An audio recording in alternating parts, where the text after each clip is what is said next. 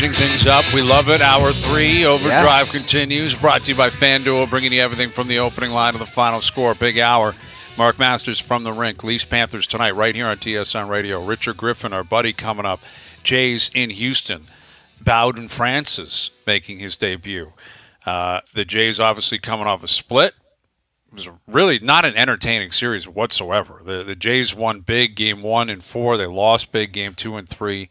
It was a weird series, but you get a split out of the Trop. You'll take that every single day. Health is an issue. Like we know Romano, Swanson, but Gausman returned yesterday, looked really good, but now Bichette's out of the lineup again tonight. Neck spasms yesterday. Obviously, there was a suspension, a little dust-up at third base. Cabrera being suspended for 3 games. What for do you nothing. make of that? A Nothing. little push. Well, he got in. He knew what he was doing, did he not? Yes. He knew what he was doing. It's weird in baseball because it's fine to clear the benches and get out there, but as soon as you throw a punch and stuff, it's against Game the over. Yeah. Game over. But like the Rays are, they're whining and complaining. Like, he's there covering the bag naturally. The dugout's clear, the bullpen's good. Nothing came of it. I know, but the bottom line is the Rays guys showed restraint, so the Blue Jays guys got to do the same thing. Yeah. Well, and he'll appeal it, I'm sure. He's going to get suspended. That is the nature of the beast in baseball. If you push a guy, hit a guy, smack a guy, whatever, if you are the one that is being proactive in that scenario, you're going to get clipped. And Genesis Cabrera, he's been suspended 3 games. But Jays, again, 2-2 out of the Trop. Richard Griffin will join us here in a moment. We got the Leafs in action tonight. The Raptors lost again yesterday. That's 13 in a row. But Nick Nurse and Kyle Lowry in town. Right, it's weird how quickly it turns over to like a celebration of the past. It's great to see Nick and great to see Kyle, and Lowry looked pretty good. Kyle put up some pretty good numbers last night, but that's without Embiid. Maxey didn't play. It really doesn't matter who's playing for the opponent. The Raptors are just getting their doors blown off. And we don't need to ask Kyle anymore how much he loves Toronto. It's his second didn't he say he's finishing, though? Didn't he say he's finishing he's called a shot on a one-dayer. That's happening. You said the one-day contract. I don't recall anyone calling their shot on that. Years in advance, I'm coming back on a one-day. But, he plays it up, which is smart. This market meant a lot to him. He meant a lot to the market. But we get it. We know you love Toronto. You don't have to say it every single time to your point. Every time, dude. Every time he comes back. Yeah. Love it here. Second home. My home. I'll be back. Always be a Raptor. Okay. Awesome. Didn't Stroman get it tattooed on his stomach? Yeah. The city of Toronto? I wonder if he's covered that up or not. I don't know. Remember, because he's moved on. He's been everywhere now. Cubs, That's what I'm Mets. saying. Now he's with the Yankees. Yeah, he's moved on. So, here he was Toronto always be a Blue Jay, tattoo. And I'm like, this guy's, now he's got tattoos of New York and all the other new teams and cities. Right. It's a good question. I don't know, because I don't know where he had it done on his body, but he definitely had the Toronto skyline tattoo. I'm sure it was his upper torso type of thing. Okay.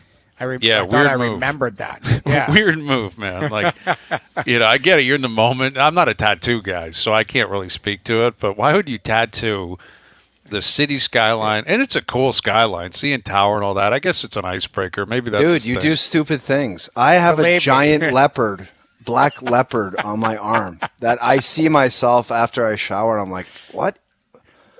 Why do you have that? Yeah, it's just... You're a leopard guy. Look at this thing. It's ridiculous. Let's see it. Leopard guy. I got to show you this quickly. It's outrageous. Mm-hmm. We all have tattoo regrets. If you have tattoos, you have a giant black leopard guy. What was your mentality? Because I had another stupid one of a little baby, with a bib, a little baby holding a hockey stick. And why I got that is beyond me. Oh. And the guy's to cover that up, you need something that's kind of long, like one of those cats. And he pointed at the cat section. I'm like, I want that cat to cover it up. So then I walk out with a giant leopard. Look at that. My kids, when I'm at a pool, I can see them sometimes. They're like, what? Black leopard guy. Yeah. It is a weird choice. It's a weird thing. It's insane. I'll tell you later about my worst decision with tattoos. You got one, I too. I've got 13, but I don't show them, but I've got one. It's not good. It's not good. We'll talk everyone's later. got one, right? I don't have any tattoos, but if you have more than 5, you have one that's horrendous. Oh. It was just an awful decision. Bad, Terrible. bad Means decision. nothing. Like, was completely meaningless. I got another one. I'll first show you one. the other one Yeah. in the next half hour. It's a skull with 2 Canadian flags. It's skull. so unnecessary. It's stupid. so ridiculous. ridiculous. Yeah. All right. Jay's in Houston tonight. Again, Bichette not in the lineup. Neck spasms, I guess, have carried over from the Trop to Houston. Here's our buddy from GriffsThePitch.com, our longtime friend Richard Griffin. How you doing, Griff? I'm doing well, man. I got one, before we start, I got one vote to cast on the all-time 10 greatest Leafs, and I can't believe that O-Dog, encumbered as he was by having actual friends on the list, was able to come up with a better list than you, Hayes. That's Thank you, disappointing Griff. you would You're say a- that, Griff. So you're Griff. giving a vote for O-Dog? Is that what you're confirming here right Griff, now? you're a man. They've always said you're a man of integrity, and I appreciate you making that comment. It allows me to ask the first question, Griff.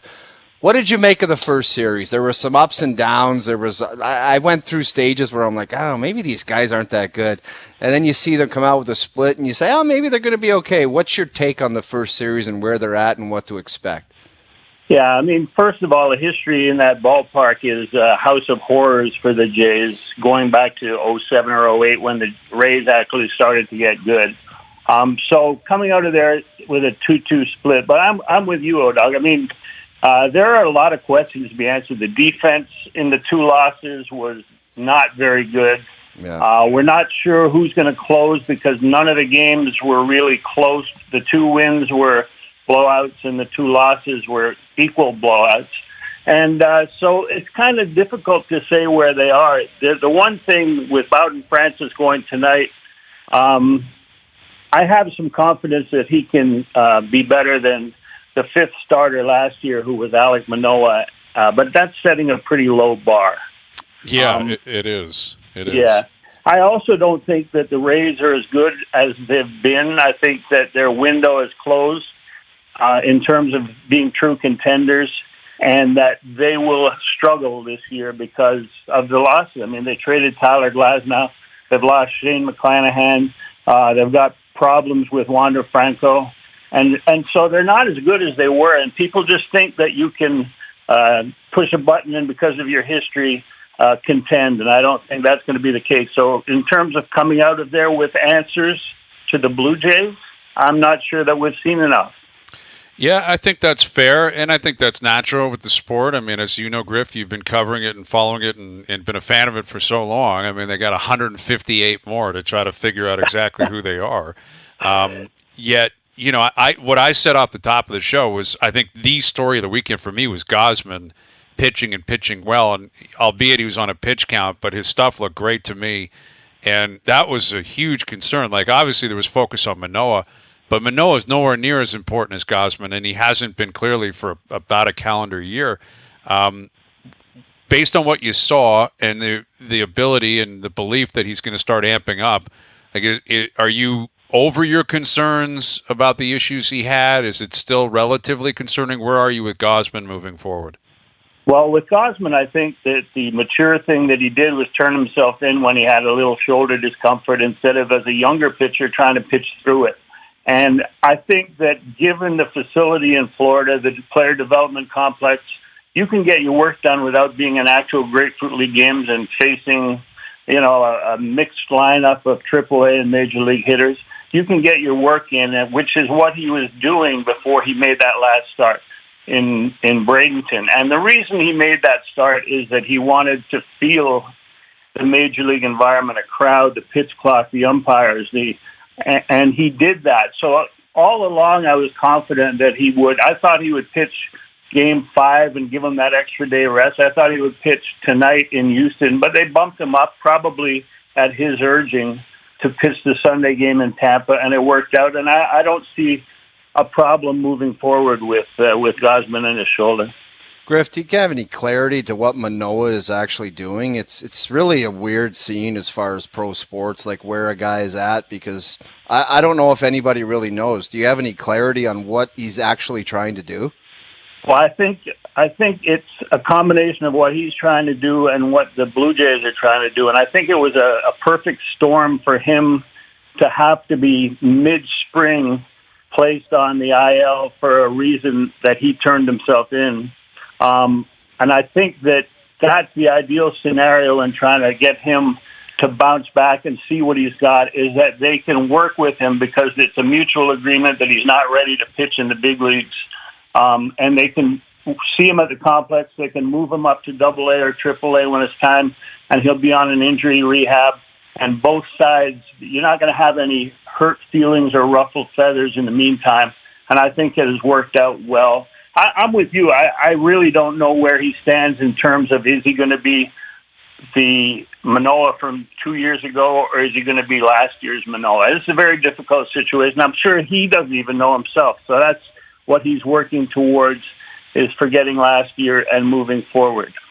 With Richard Griffin, Bichette was, I guess, a late scratch yesterday, neck spasms. He won't be in the lineup again tonight, but his defensive play, was highlighted over the weekend, and you mentioned in the two losses it deserved to be highlighted, and specifically in Game 2, and he fumbles that double play, and I think it was the next pitch, a grand slam or real close to it.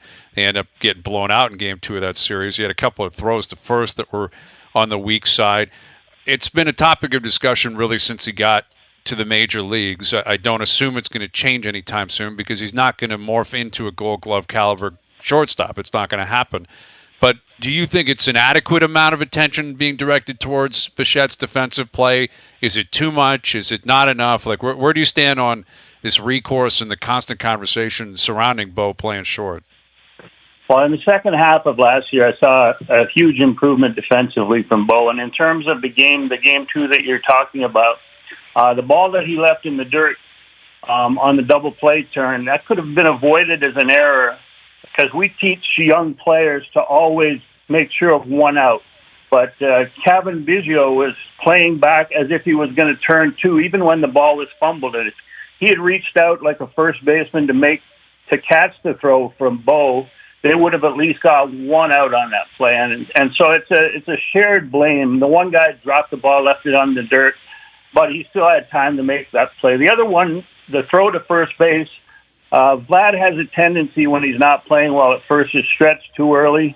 So he stretched himself out and didn't have time to adjust to a beautiful one-hop throw from deep shortstop that normally he would make, but he was out there too far, waved at the ball as it went by, and that was a second error.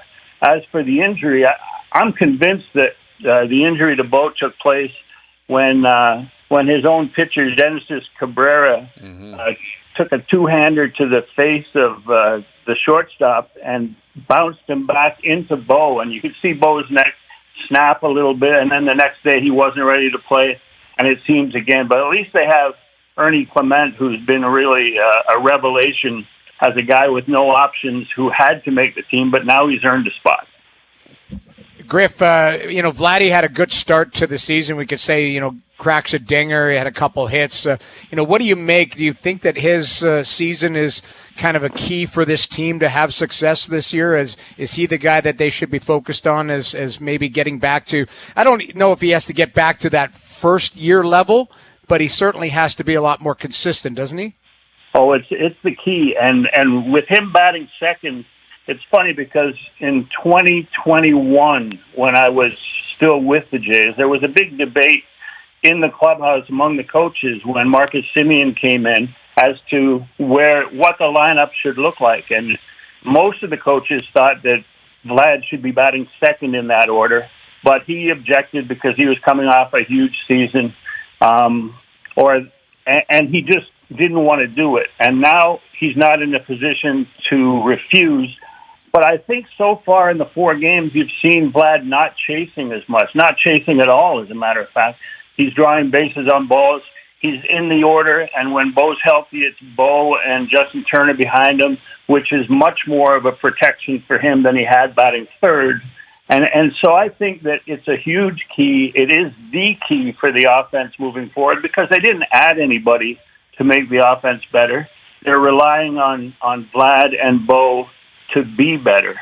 And that's rolling the dice, basically, in terms of being a contender this year. That and the deeper starting staff that they have if Bowden Francis can do a job. Yeah, and this series it's interesting to go into Houston. It's been them and the Dodgers for the past decade that have been the two best teams in baseball, and yet the Yankees just swept them in a 4-game series. I believe even going back to late last year in the regular season, they lost a lot of games at home. Is this a good sign for the Jays or a bad sign that they're walking into Houston, considering what's going on with the Astros right now? Well, I don't think there could be a better time to walk in there because you've got a new manager, Joe Espada, who was also one of the guys interviewed when Charlie Montoyo got the Blue Jays job, interviewed by the Jays. So how good could he be if he lost out to Charlie? But good question. The other thing is that they have 9 pitchers on the IL, and maybe later on in the year, if the Jays weren't playing them till later in the season, they would have Verlander healthy, some other guys healthy. But looking at their roster, looking at their lineup, they've got a new catcher. Maldonado was a magician at handling this pitching staff. Now they've got a young kid in there who's less experienced and more of an offensive threat, but less of a defensive weapon. So I think this is a good time. They're 0-4. They might have some doubts in the new manager, and they get the bottom of their pitching rotation plus a bullpen that has some key injuries to it. So, if you're going to play them, you might as well play them in a situation like this. Absolutely. Jays, Houston tonight. GriffsThePitch.com is the site. He is Richard Griffin. It's always great to have you on, Griff. We'll do it again soon, and enjoy the series down in Houston. Thank you for this. Thanks, guys. Anytime. There's our Thanks buddy for Richard the comments, Griffin. Griff. Thank you. And Griff giving you a vote of confidence with your list, right? The it's top a 10 dummy. list. It's I apologize. It's a dummy fest. The Keon maneuver, it's just. I don't know where it's at, man. I'm starting to get votes are coming Where's in. the votes? Yeah, where are the votes get on at? the mic. Oh, it's moving in my direction. I told you it would be. I told you. Late arrivals. I'm about foot traffic. I'm about pounding the pavement. Yeah. You have vote-ins. You have people that go to sleep at 7 p.m. Oh no. Yes. It's a lot closer votes than I are coming thought. in here. So about 2 hours ago, we unveiled our top 10 Leafs since 1967. Okay. Yeah, and put the lists up to side by side, Joe. If people want to refresh and have a look. Mm-hmm. Yeah, we can. I think we should let this list play out, though. No, how long do lists? Do we need a 24-hour poll? Well, Is that I was what you're just going to suggesting? say, Guys, when we're is not doing that. We made Possibly. the rules, and we said by the end of the show, that's where we cap it off. I know, but I feel like this list, if you let it play out, because what's going to happen? Oh, really, Noodles? You let it breathe, and some people are going to It's like turn fine on wine, man. You gotta let not it turn decant. on you. What I'm going to say is I would much rather have this list reach a lot of people. People are in their cars. They may not be able to vote, all of that type of stuff. I'd like to have let this breathe a little bit. It'll pick up some steam online. It's breathing right now. It's a living, breathing thing. Yeah. It's on life support. We need to breathe more air into it. I just feel like, how long do these polls last? 24 hours? No, it's going this one is until 6:45. Thank you, Doogie. Thank you, Doogie. So another, along with Griff, a man of integrity. Believe me, I picked your list. I'm just saying, I'm trying to let it. I would like to see how many votes usually do these things get. If they get 5,000 votes, I'd like to see them get 5,000 or 10,000. Doogie, what's the number of votes right now? We're at about 2,700 with 25 minutes to go. 2,700. That doesn't seem like enough to me. That's what I'm saying. It doesn't matter if there's 7 votes. We said 645, and we're capping it. All right. Well, get in there and vote for Hayes because the teams are up. I had the Stones to put Doug Gilmour at number 1. Right, Doug Gilmour is the greatest Leaf since '67. You're a good You had friend. Dave Keon. Yeah, exactly. And I love what Gilmour represents, and albeit of course it's biased and subjective. It's my list. I didn't get to see Dave Keon, and Keon won his Cubs before '67. But you had Keon at the top, and we all had Wendell, and we had Solming and Cujo, Rick Vibe, Mitch Marner in there. And, what's interesting is we've been posting, asking people, like, who was omitted that really sticks out, and there's been a real variety of answers on that. And this is going to be generational. You see a lot of young Leaf fans saying Nylander should be on there, or Tavares, or Riley. And then, conversely, you see Lanny McDonald should be on there. Whoever else it is, Felix Potvin, Morgan Riley, Thomas Caberlet. There's a lot of great Leafs over the years. But I guess it's been established. Doogie said it's 6:45. Thank that's you, to drop that date. Well, we got 25 minutes left to get more votes in. I'd like to see. I wanted to see 5,000 people vote on this. Yeah, I agree with you. But this is the new Twitter, though. We used to put polls up. There'd be 30,000 votes in like an hour, and now I don't know what's going on. Maybe is greased Elon Musk, and something doesn't feel right here. But either way, it's a good list. Hey, I'll retweet it to give it some love to see if it promotes anything. It's all good. Throw it out there. At OverDrive 1050, 25 more minutes to vote. Hayes v. the O-Dog. All right, Mark Masters coming up. Our best bets brought to you by FanDuel later in the hour. And we got Leafs Panthers tonight. It's going to be a big one, so we'll tee that up. OverDrive continues, TSN 1050 and on TSN 2. I'm getting a lot of messages, and I think there's some validity to it. And our list, Hazy B, both of our lists, Boria should have been a lot higher, and I think we made an error there. Boria, I'm getting a lot of Boria comments. Yeah, a lot of people love him, and I just got a message from a guy. He's an old school guy, and he seems like he's a good cat, and he just said, Boria should be on the top 3 of any Leafs list, guys. Sorry, that's just my opinion. Yeah. The way he delivered the message, it resonated with me, Hazy B, and it's true. Yeah, Salming, I'm seeing similar sentiments on Wendell Clark, though, right? Like they both kind of reach at the same type of nostalgia, right? Just great Leafs, long-time Leafs, the definition of what a Leaf was in the 70s, 80s, 90s. Yeah. And Boria went through a lot of different. Like Boria was a European guy that took a beat. Like imagine being a European guy back in that day, the 70s, going into Philly in 1975. That'll make you quit hockey, man. Yeah, legitimately. You were in warm up in Philly in 1975. And Dave the Hammer Schultz is staring at you, saying, "I'm going to break your arm for fun tonight." Yeah. You know, and no one's going to stop me. The league's not going to suspend me. I'm not going to get a penalty. Yeah. No, Big E almost made me quit. I told you guys before. He chucked me in front of the net and threw me on the ice, and I was laying on my back, sliding into the corner, and I watched him score a goal, and it was my fault because he chucked me like I was nothing. And I had a talk with myself. I'm like, why am I in the league if I'm getting treated like that? I can't even handle it. That guy, I'm a nothing to that guy. Yeah, it's scary, man.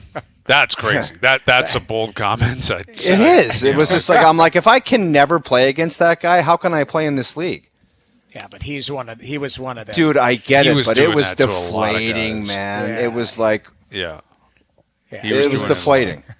You're right. He was doing it to half the league, if not more, skating over top of them for fun and through them.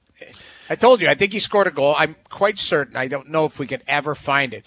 He scored a one-handed slap shot on me in New York one day. Like he was being held. Guys would be holding him, right? Yeah, he was being held, and he pushed the guy off and took a slap shot with one hand and put it underneath the bar. Yeah. He roofed it. Scary. It was ridiculous. Scary. Yeah, there's a highlight reel of him on a shift where he's hitting guys, getting hit, getting grabbed, and one hand, like, wrap around. Dude, he had a commercial. It was called Eric the Presence Lindros for Bauer, and he just was destroying guys, and the sound it made it was gross.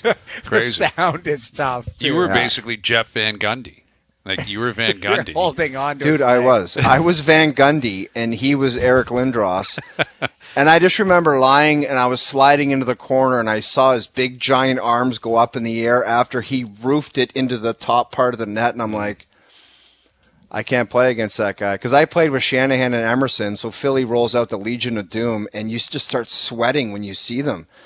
The Legion of Doom was disgusting. Unreal. What they did. One of the great lines of all time. Yes. Great handle, too. The Legion of Doom was amazing. The Legion of Doom comes over the boards. You literally want to say, check, please, dump it in, and somebody else deal with this mess. And that John LeClair had his stick was like a 9-iron. Like it had this like wedge type of. Like I remember looking at him because I always looked at guys' sticks. I don't need to look. Well, at Noodles, that else. guy was no picnic either. No, he's huge. Oh, he's massive. Yeah, like him and Renberg, they were monsters, like big dudes, man. You're right. What a line. Blair would go bar down, like he'd flick it, like he lived in front of the net. Yeah, lived in front of the net. Yeah. All right, best bet still to come. Looking at the Leaf Panther game tonight, looking at the odds of the Masters on FanDuel too. Scotty Scheffler, to put it into perspective, is plus 430. Plus 430 at a major golf tournament. It's just ridiculous odds. Like Game, he almost won this weekend. Yeah, exactly. I mean, I think it's well conceded that if he shows up in putts and he's on his game, he's going to win the tournament. Like that's how good he is. He's better than everyone tee to green. Everybody. All right, let's head down to the rink. Leafs Panthers tonight. Here's Mark Masters, our TSN Leaf reporter. What are we expecting tonight? I mean, it was a wild one on Saturday, obviously, Mark. That was on the road, but Matthews scores 60. The building's going nuts. Monday night in Toronto, yet it's April and it's the Panthers. This could be a playoff precursor. What kind of energy are you expecting? Yeah, I mean, that's what I was asking the players this morning, and I am with Ryan Reeves. I expect high intensity, tone setting. I expect it to be a great game. The Panthers 2-5-1 in the last 8. They haven't been thrilled with how they've been going. The Leafs were not happy with how they played despite getting the win Saturday, so I'm expecting a great game tonight. Masters Nation, do you think there's any pressure on the home crowd to respond to Buffalo, how great that crowd was, and say, you know what, now it's our turn. We're going to step up and do our thing? I would sure hope so. That was an amazing atmosphere on Saturday. I know Max Domi refers to it as the best atmosphere of the season on Instagram, and that's sure what it felt like to me in the press box. So I was asking the guys if they expect a big response for Matthews tonight. I think that first game back here since scoring 60 with what he's done and what he means, I would expect him to get a pop when he gets his first shift tonight, and I'm hoping that they can, the fans in the building tonight can carry over some of that passion that we felt on Saturday in Buffalo. How about the passion from the goaltender who likes to swear in his interviews? Hey, that to me, honestly, is a sign that he's back. Like he would drop a lot of swear words in his media sessions last year. That was part of his charm last season as he won the job, is that it was kind of an adventure in his post-game media sessions, and he's been very careful since coming back this year from his from his kind of time away from the team when he's done his media conferences afterwards with us, to really stay focused on just what's happening in that moment. And I felt like just that was a sign in Buffalo. He's got his swagger back, both on and off the ice. He's just really feeling it right now. Starts again tonight, no surprise. But yeah, he doesn't give a bleep about that bleep, and that's a good thing for the Leafs. Yeah, and you look at his statistics, man. He's winning more than anybody else in the NHL since the new year, which is ultimately all that matters. Statistics need to follow that up, which they have. But it truly has the makings of one of the great redemption stories I can think of, Mark. I don't know if you've ever covered anything like this, where he was on waivers. This guy could be playing in Columbus right now, Arizona, Carolina. He could be anywhere else. Anyone could have taken him for free, and they didn't. And not only is he back, he looks maybe better than ever. Yeah, it sure feels that way. Like he looked pretty good down the stretch last year, and certainly in that first round series. But yeah, New Jersey is another team that why couldn't they take a flyer on this guy? Yeah. They one goalie could have changed their whole season around. But yeah, we had to put in our Masterton Trophy nominees for Toronto, and my vote was for Samsonov. I mean, it's easy, right? There's no one else that's even in the conversation. The perseverance to bring yourself back from the brink. And again, we're talking to Ryan Reeves, and he says he thinks that he's stronger for it, Samsonov is. And that when you kind of stare into the abyss and confront your own hockey mortality, it allows you to play with a little bit more freedom coming back. And it certainly feels that way. And we won't know for sure until we see the highest pressure games. But certainly right now, if it's game one of the playoffs, it's his net. And we would not have been anywhere close to saying that earlier this season. Mark, is this flu gone finally, or how's the flu situation? It seems like every day someone else gets the flu. Is it gone for good or what? No, you'd have to think so. It feels like they haven't got rid of it all year. But listen, they turned the skate into an optional this morning, which is rare. Usually if they have a day off, which they did on Sunday, they do a full team skate the next morning before a game, but they gave it an optional. Most of the team skated. The big guys did not. So we didn't see Matthews out there or Nylander or Tavares and those guys. But we haven't heard anything about an illness. Sheldon Keefe tends to like to drop a little bit about it in his news conferences just so that we know, that they're going through something. But we haven't seen that or we haven't heard that. So it seems like at the moment this team is pretty healthy other than the fact that they got all these injuries. Mm-hmm. Leafs Panthers tonight. Mitch Marner spoke over the weekend. I believe it was you asking him, Mitch, or asking him, Mark, about the injury he suffered in Boston, and his answer was strange. Weird. Yeah, it was weird. a strange answer. I couldn't was he being sarcastic? For those of you that missed it, he kind of didn't give an answer and said he's been watching all the games and you can speculate whichever way you want, but he's going to move on. What was that all about? Why was he reluctant to give a straightforward answer on the injury?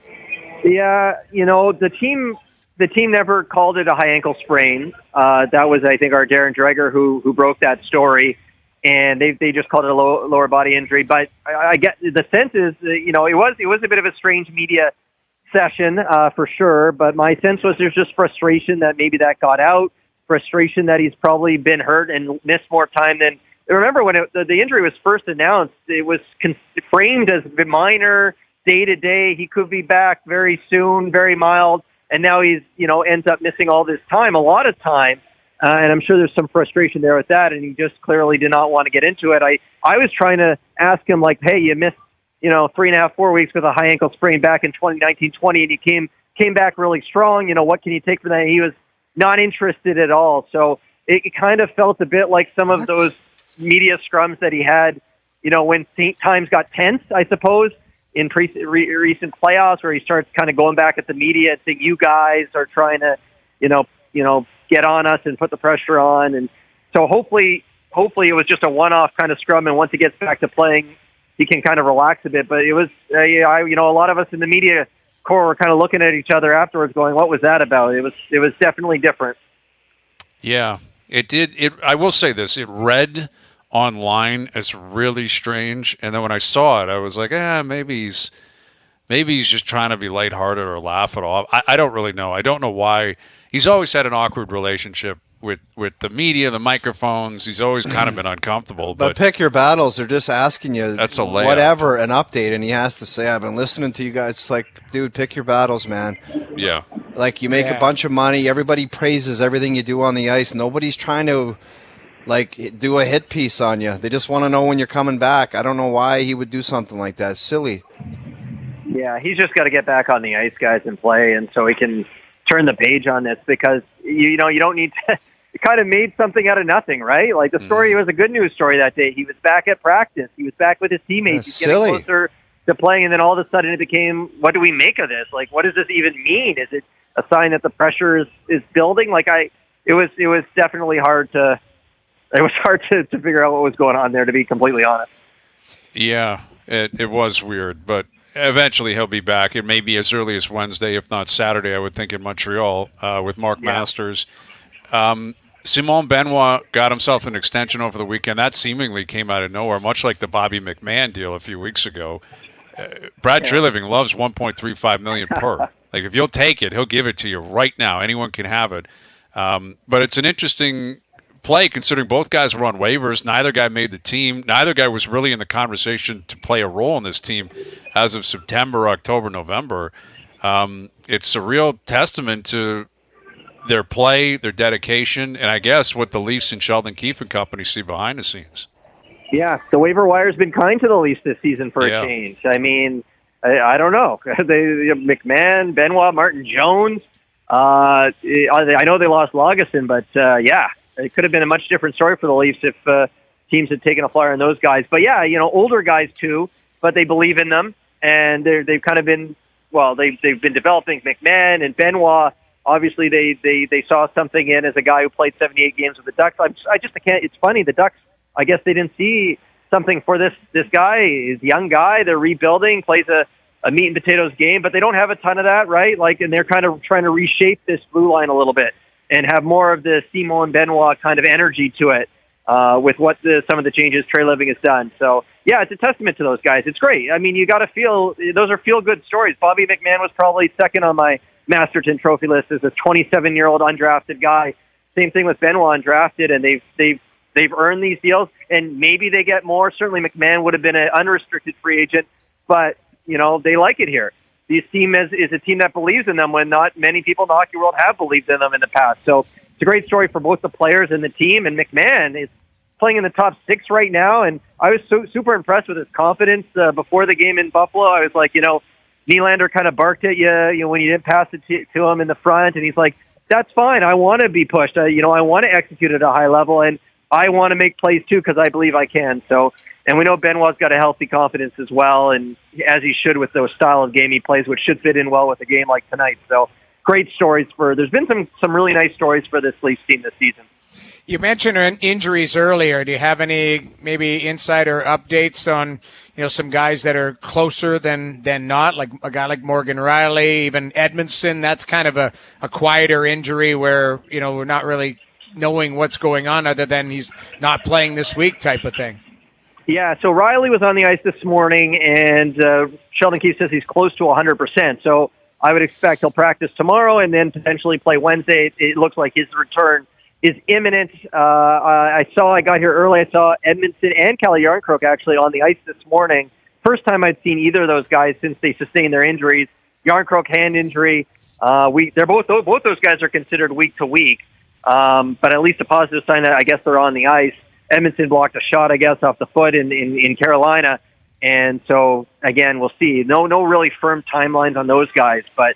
Yeah, it's been you got to remind yourself sometimes that they're going through this stretch missing Marner and Järnkrok, two of their probably most versatile, trusted right wingers, and Edmondson is a guy who had made an impact. He got the belt in that game against Edmonton, was so effective against the Oilers, and then gets hurt in the next game. So you're hoping that you'll get to see, certainly for Edmondson, you'd think there'd be a lot of value down the stretch for him to get in just because he was building some chemistry with his new team.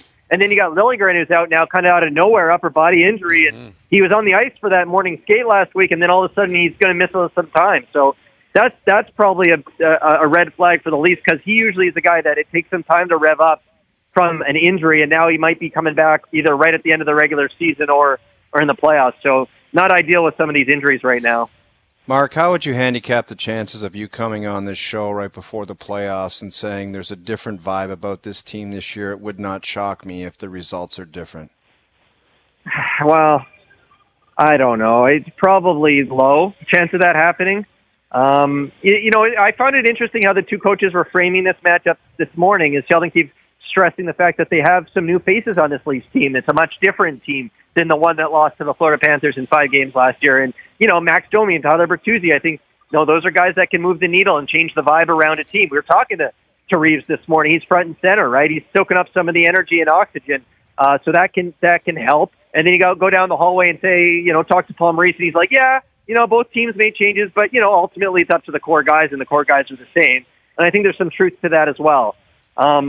So I don't foresee myself coming on and saying there's a hugely different vibe, because I do ultimately think it comes down to the core guys, but maybe it moves the needle just a little bit. The Reeveses of the world, the Domis, the Bertuzzis, and they can change it just a little bit, because even though they lose in 5 games to Florida, there were a lot of close games in there, right? So the hope is that that little bit can make the difference. But I don't know. I don't foresee myself coming on and saying, boy, oh boy, it's loose and everyone feels great. No, I don't think you're going to hear that from me on the eve of Game 1.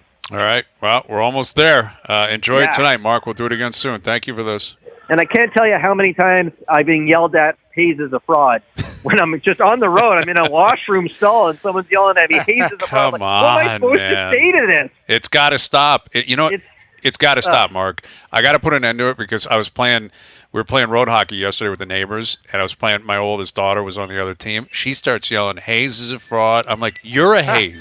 You can't say that. You can't chirp me. I'm your dad. You can't. So now it's in my house. All right. Now I got to stop it. All right. It can't be happening. It's crazy. It's crazy. Austin scoring 60. You think they'd want to stop and talk on that, but no, it's Hayes is a fraud. That's what I hear the most on the road. That's what the Leafs Nation wants to talk about, apparently. Well, say hi for me, please. I will Make sure pass everyone along knows your regard. that. I love them. Thank you very much. I will pass it along. Thanks, Mark. There's Mark Masters.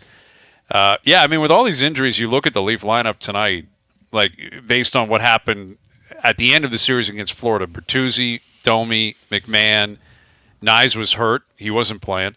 Holmberg, Robertson, Dewar, Reeves. Like, none of those guys were playing Game 4, Game 5 against Florida. Lyubushkin wasn't here. Benoit wasn't here. I think Gio might have been out of the lineup, and Timmins obviously wasn't. And Samsonov was hurt. Like, literally 90% of the roster to 80% of the roster tonight wasn't playing in Game 5 against Florida last year. But, you know, it's going to be a challenge for them. The Panthers are not playing great, though. As Masters said, they're not coming in red hot. Boston's now kind of separated atop that division. I would prefer, like, I don't know if you guys, like, I think this game is a game, but I don't think win or lose tonight it has ramifications. All it does is, you know, you're, 9 games left in the season. They play them twice. Like, it can be from a mental standpoint if you just want to, you know, like stand up to them physically. It's got a little something. I look at it. If they win today, does it matter? Or if they lose today, does it matter? I don't think it does, but it might have a little bit of psychological, you know. Yeah. I don't think the result matters as much as if Tkachuk comes in and starts punching someone in the head, there's got to be a response. You know, Sam Bennett's looking for a tilt or whatever. But it's interesting, this kid line they've got going, Nyes, Holmberg, and Robertson. It's been under the radar because of the injuries, because Marner's been out and Yarncroke's been out.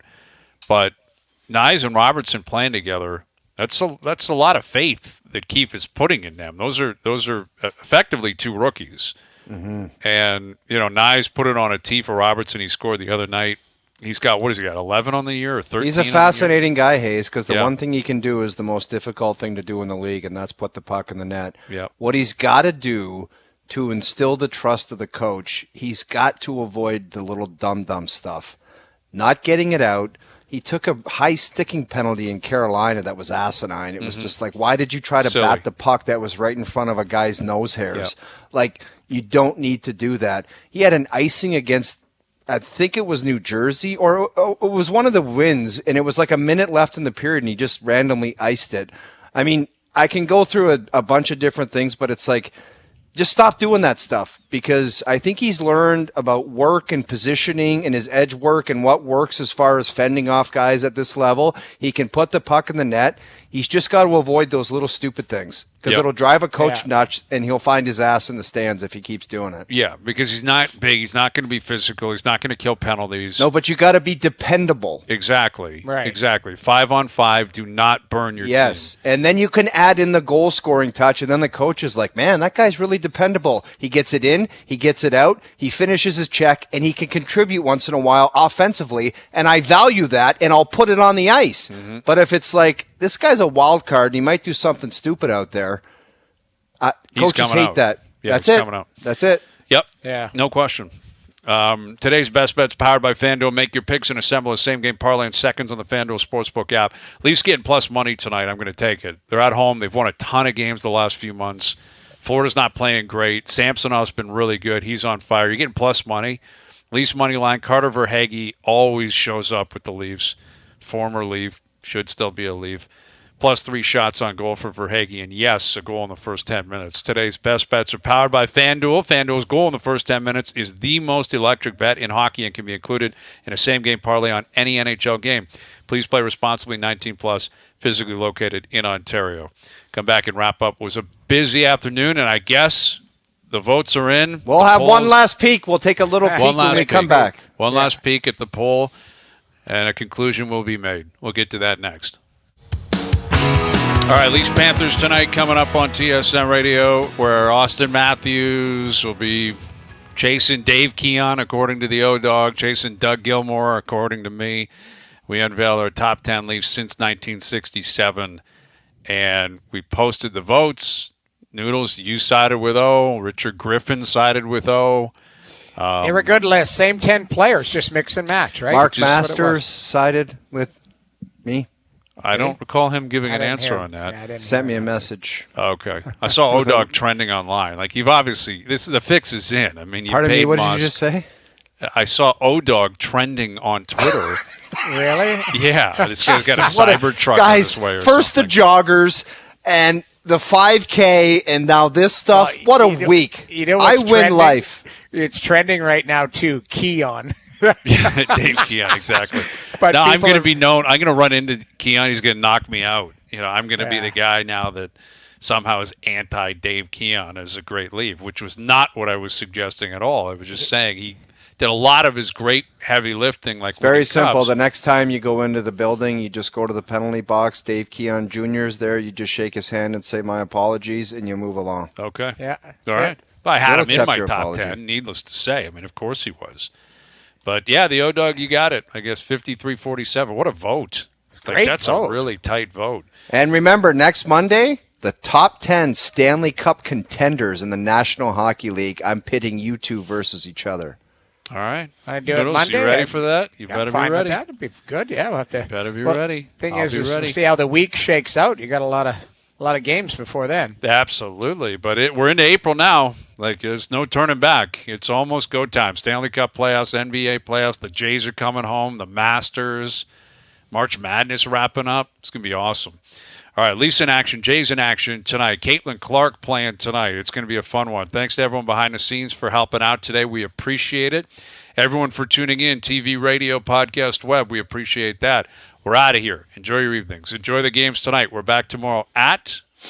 Thank you, everyone, for just being sensible. 4 p.m. We'll chat then.